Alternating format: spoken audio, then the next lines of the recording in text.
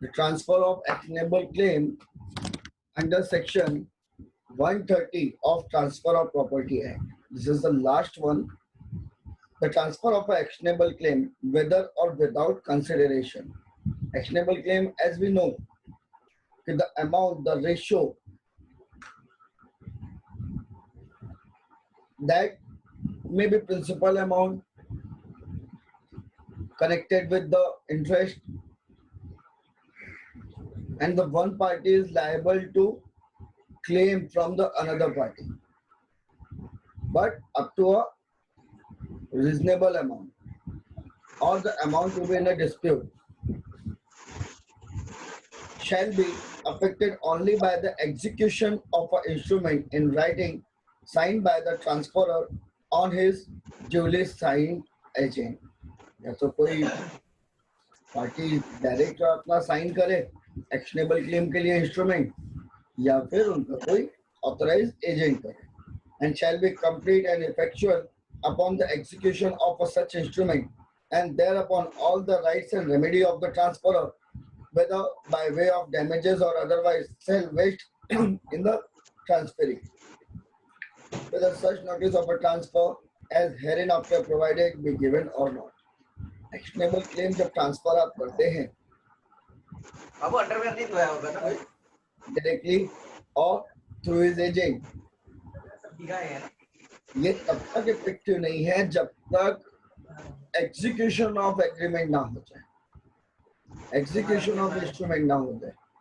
Once execution is perform in simple layman language, जब तक वो आदमी साइन नहीं करता तब तक एक्शनेबल क्लेम के लिए वो लायबल नहीं है. बट एक बार उसने वो डॉक्यूमेंट साइन कर दिए, instrument for actionable claim sign कर दिया, उसके बाद से चीज इफेक्टिव हो जाती है.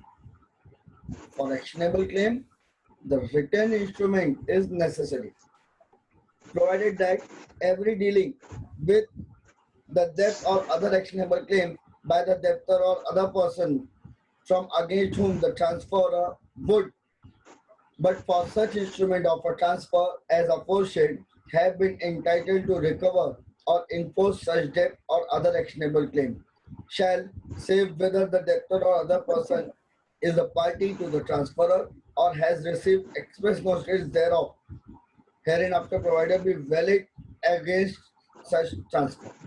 Means कोई भी आपका डेप्ट है उस प्रॉपर्टी पे ऑलरेडी है, मॉर्गेज पड़ा है, आपने मॉर्गेज के अलग अलग टाइप्स पढ़े जिसमें प्रॉपर्टीज को ट्रांसफर नहीं किया जाता. सिंपल मॉर्गेज, इसमें प्रॉपर्टी के राइट ट्रांसफर नहीं होते, आपके पास प्रॉपर्टी पोजीशन में रहती है.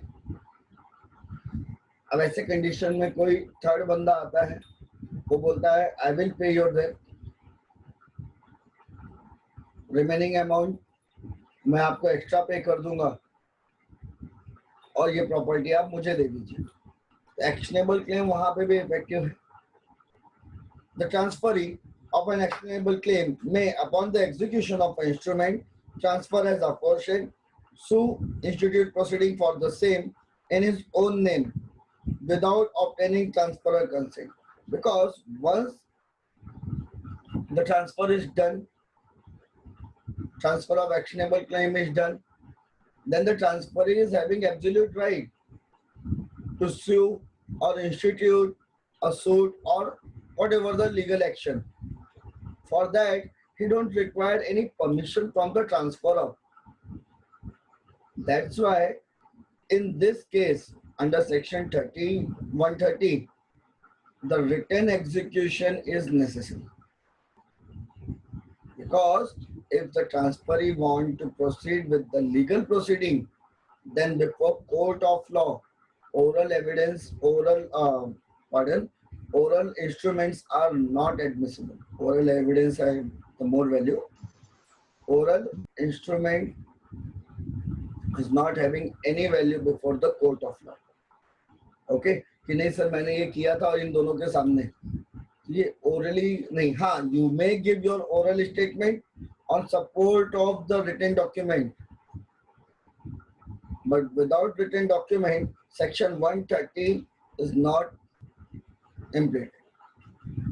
इसमें एक एक्सेप्शन आपको दिया है, nothing in this section apply to the transfer of marine of fire policy और इंश्योरेंस और affect the provision of section 38 of the insurance act.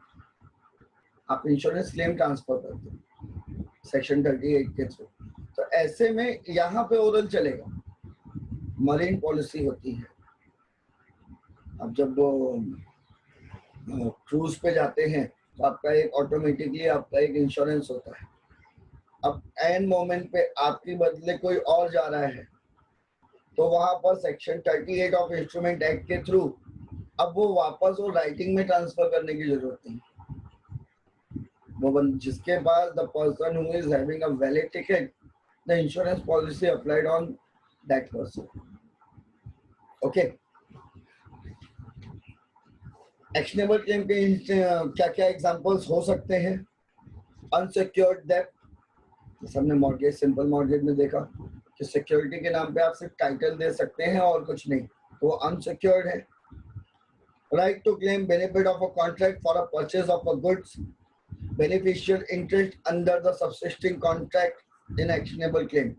Beneficial interest होता है जब रिटेलर एक होलसेलर से सामान खरीदता है, तो होलसेलर से जिस बंच में वो सामान खरीदता है, जिस रेट पे खरीदता है, उस पर वो अपना प्रॉफिट जोड़ के फिर आगे बेचता है, बराबर। तो ये एक तरीके का बेनिफिट लेना होता है from the purchase of a good. Okay, वो इसमें आता है। Arrears of a rent, for example mister A purchases a property from mister B and on that property already 50 lakhs of rent is pending. So after the execution of instrument 2, the person is entitled to receive a rent from the existence or whoever the rent person on the property, उससे वो ले सकता है। अब वो ये नहीं बोल सकता कि नहीं अभी तो आपने टाइटल चेंज कर दिया तो मुझे उसको मिस्टर ए को देना था, मिस्टर बी से तो मेरा कोई लेना देना नहीं। ऐसा नहीं होता। जब ट्रांसफर करेगा मिस्टर ए मिस्टर बी को, अगर वो मान लीजिए वो प्रॉपर्टी 1 करोड़ की है और 50 लाख उसमें से रेंट उसको कलेक्ट करना है, इन दोनों के बीच में मिस्टर ए और मिस्टर बी में ये बात समझौते में आ जाती है कि ठीक है आप मुझे 50 लाख दो, बाकी 50 आप रिसीव कर लेना फ्रॉम माय टेनेंट। ऐसे कंडीशन में दो mister B is not a direct party with that tenant, but the transfer of actionable claim under section 130 makes him entitled to recover that money. This is the one of the best example of section 130. Okay, maintenance allowance on deed of work, work board की जो deeds होती हैं मुस्लिम law में, आपने work board के बारे में detail में पढ़ा होगा। तो जो वर्क बोर्ड का काम सिर्फ ये मॉन्यूमेंट को सेव करना या मस्जिद जो पुरानी है उनको सेव करना नहीं है, उनके पास उनके अंडर में अंडर द वर्क्स एक्ट उनके पास बहुत सारे काम हैं, उसमें वर्क डीड भी उसमें इन्वॉल्व होती है। Whenever he purchase a plot or any place, any premises for mosque, for other activities related to the Islam, ऐसे में वर्क भी as a artificial body enter करती है इस एग्रीमेंट में, वर्क बोर्ड, ठीक है। And it is under the deed of वर्क amount standing to be credit of the member of the provident fund. आपके जो आप नॉमिनीज बना के रखते हैं उसमें भी आपको जरूरत पड़ती है। A share in a partnership, interest of a partner in dissolve partnership. Partnership act अभी आप जब देखेंगे तो अगर पार्टनरशिप डिसॉल्व होती है, एक बंदे ने भी अगर उससे अपना नाम वापस लिया तो पार्टनरशिप ऑटोमेटिकली डिसॉल्व हो जाती है, कॉन्ट्रैक्ट कंटिन्यू नहीं रहता। Whenever the partnership is between 2 person only, तो वहां पे इंटरिंग पार्टनर नहीं होता। अगर मोर देन 2 पार्टनर्स हैं तो उसमें स्लीपिंग पार्टनर से लेके इंटरेस्टेड वेस्टेड इंटरेस्ट बाकी चीजें जुड़ जाती हैं, but I am talking about only 2 partners. As per the Partnership Act, whenever the partnership is between Mr. A and Mr. B, and Mr. A not desire to continue with the partnership, then in that situation the partnership is automatically dissolved by the constructive notice. ये constructive notice का point याद रखिएगा. Constructive notice is only the simple thing कि सामने वाले को पता होना चाहिए आप क्या करने जा रहे हो, सामने वाले को पता होना चाहिए. That is the constructive notice. सामने वाले को डायरेक्टली उसके नॉलेज में होना चाहिए. नोटिसेस अगर सामने वाला जानबूझ के ध्यान नहीं दे रहा है तो एक जनरल नोटिस कॉन्स्पिशियस प्लेस पे उसके चिपका दीजिए. अब वो अपने घर नहीं आता, that is not your problem. मैंने इन्फॉर्म कर दिया आपके घर पे, जो उसका वैलिड एड्रेस है, लीगल एड्रेस है, वहां पे इन्फॉर्म कर दिया, तो वो कंस्ट्रक्टिव नोटिस में ही गिना जाता है. ओके आप ये नहीं बोल सकते कि सर मुझे पर्सनल नहीं पता था. This is not a good defence before the court of law, because checking of your premises is your duty. Okay, so after giving the constructive notice, the partnership, the one of the partner to the partnership firm may dissolve the properties, and जितना भी fund दोनों partners का है वो equally divide या जो भी ratio में वो पार्टनरशिप फर्म बनी होगी अंडर द सर्कमस्टेंसेस वो डिवाइड होगा, और वो एक्शनेबल क्लेम भी इसमें इन्वॉल्व है. Right of a vendor to recover money left with the vendee. Same चीज जो आपने उसमें देखा टेनेंट और रेंट वाले में, वही चीज यहाँ पर है. उसके बाद आपका आता है a claim for a return of earnest money.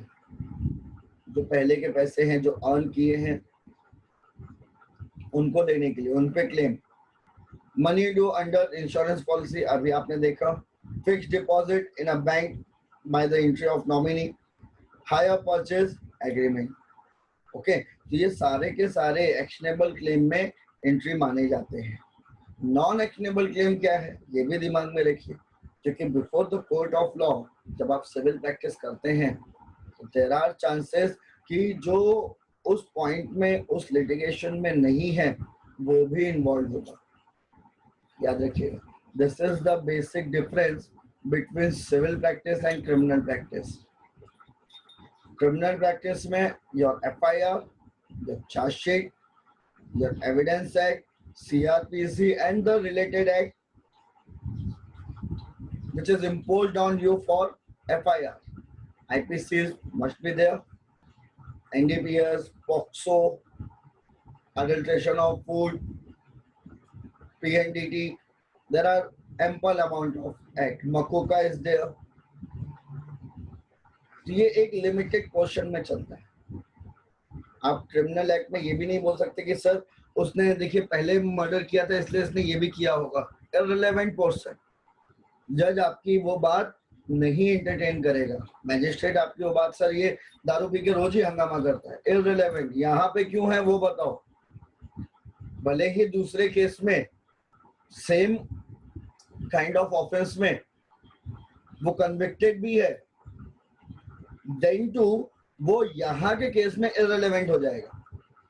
यहाँ पे क्या है वो बताओ. बट सिविल में ये सारे पार्ट आपके इन्वॉल्व होगा. जो है वो भी डिफेंडेंट जो अपना पेश करेगा वो भी. इसीलिए debt is an actionable claim, but debt which has passed into decree is not an actionable claim. हमने पहले भी देखा है कि डिक्री के थ्रू, अवार्ड के थ्रू जो भी अमाउंट, जो पेनल्टीज, जो भी क्लेम, जो भी कॉस्ट इम्पोज किया जाता है ऑन अ प्लेंटिफ और डिफेंडेंट, ये आपका एक्शनेबल क्लेम में नहीं आएगा. तो बस उसके लिए अदर प्रोसीडिंग आपकी अवेलेबल है. It will be not involved in a actionable claim. The right to recover the damages for a breach of contract is not actionable claim. Breach of contract के लिए आपके पास specific relief act है, contract act आप पढ़ चुके हैं. तो breach of contract के लिए जब आप recovery of money के लिए जाते हैं या आप specific performance of a contract के लिए जाते हैं, तो वहाँ के लिए आपको special remedies available है. तो वो actionable claim में नहीं आएगा. Though it look like same, कि सर उसमें भी पैसे लेने बाकी हैं, एक्शनेबल क्लेम में भी पैसे लेने बाकी हैं, but the act is different. और ये चीज आपको बीइंग एज अ प्रैक्टिशनर पहचानने आनी चाहिए कि यहाँ पे मैं कौन सा एक्ट इम्पोज करने वाला हूँ। सब में आप एक ही एक्ट लेके नहीं चल सकते, सबके लिए आपको अलग अलग एक्ट यूज करने पड़ते हैं। अगर यहाँ पर आपका कोई भी डैमेज बाकी है, एक्शनेबल क्लेम आपका बनेगा, लेकिन वो एक्शनेबल क्लेम सेक्शन 130 पे नहीं आएगा, section 34 of specific relief act पे जाएगा। और एडिशनल में उसकी आपका एड इंटरिम रिलीफ के लिए आपका order 39 rule 1 and 2 of CPC जाएगा। तो ये अलग अलग एक्ट है, अलग अलग सेक्शंस हैं। एक ही चीज यहाँ पे पढ़ ली और ये चीज दिमाग में रख ली नहीं है। You have to find the circumstances और कौन से केसेस, उसके बाद कौन सा एक्ट इम्पोज करना है, ये आपके दिमाग में जाए। But it's not your will and wish, it's a mandatory provision कि कौन सा एक्ट आपको यूज करना है। Okay, secured debt, a claim to the mesne profit. Mesne profit आपने देखा है, रिमेनिंग जब तक सूट पेंडिंग होती है तब तक, और कॉपीराइट, ये सारा का सारा नॉन एक्शनेबल क्लेम में है। Okay, essential of valid transfer of actionable claim। Valid transfer of actionable claim के लिए क्या क्या एसेंशियल है? 3 चीज, मोड, इफेक्ट एंड नोटिस। ये 3 चीज आपकी इंपॉर्टेंट होती है for a valid transfer of actionable claim. Okay, just a moment.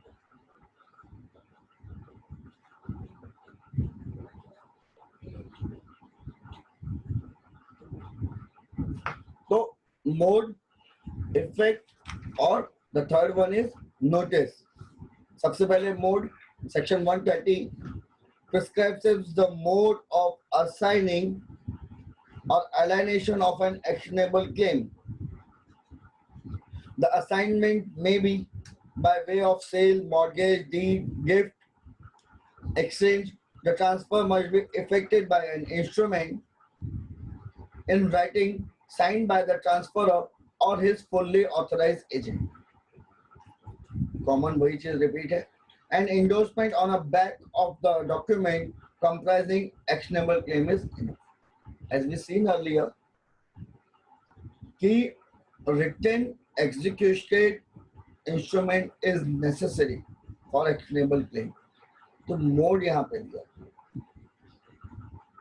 कि आप कैसे करेंगे, ये एग्रीमेंट आपका एक्शनेबल क्लेम का इंस्ट्रूमेंट आपका कैसे बने। यहाँ पर आपका मोड ऑफ असाइनिंग होगा, ओके, जिसके अकॉर्डिंग आप ये एक्शनेबल क्लेम करेंगे।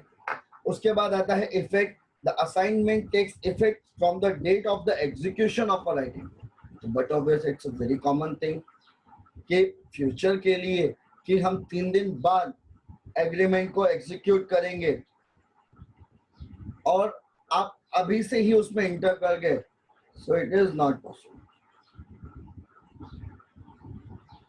ओके, ये पॉसिबल तभी होगा जब आप एग्जीक्यूशन ऑफ एग्रीमेंट कर देंगे। Without execution, without signing on the instrument, you are not entitled to take any action or you are not entitled for any actionable claim.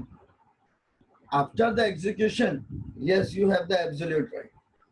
No need to ask from the transferor too that I am taking this action, because you have the absolute right.